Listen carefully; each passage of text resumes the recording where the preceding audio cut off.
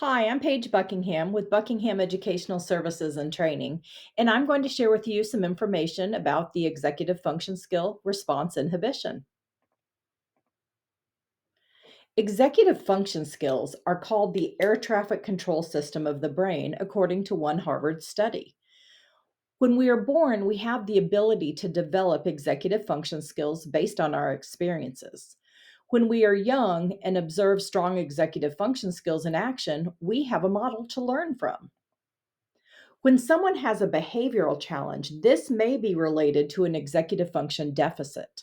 Often, someone can tell you how they are to behave, but they may have difficulty doing this because of a weak executive function area. When we are stressed, our ability to cope deteriorates and our weakest executive function skill suffers. Response inhibition is known as the granddaddy of all executive function skills and allows other executive function skills to develop. This skill begins to develop early in life.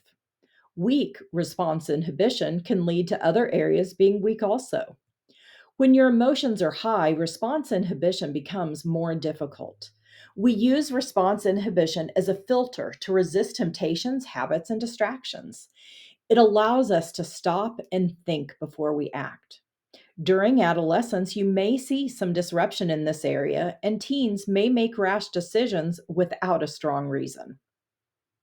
Do you have a child or student that rushes through work, gives up on independent work when things become difficult, often finds other things to do that are more fun, blurts out responses that are off topic, can't wait their turn, or does not consider the consequences of their actions?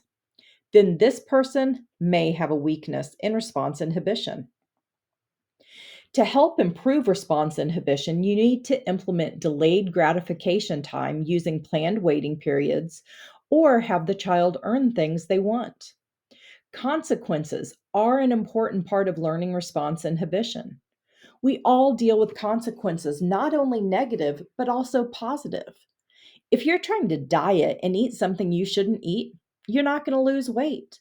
But if you inhibit yourself from eating in excess, you're going to see the positive consequence of your action. Remember, a consequence is not a punishment, but something that happens due to a decision that is made. Be purposeful about planning ahead is another strategy we can use to work on response inhibition. Talk about expectations before entering a situation, and if necessary, give the child cues or even practice ahead of time. Wait is a hard concept for everyone, but especially for children. To a child, in just a minute can mean now, and in a while may mean never.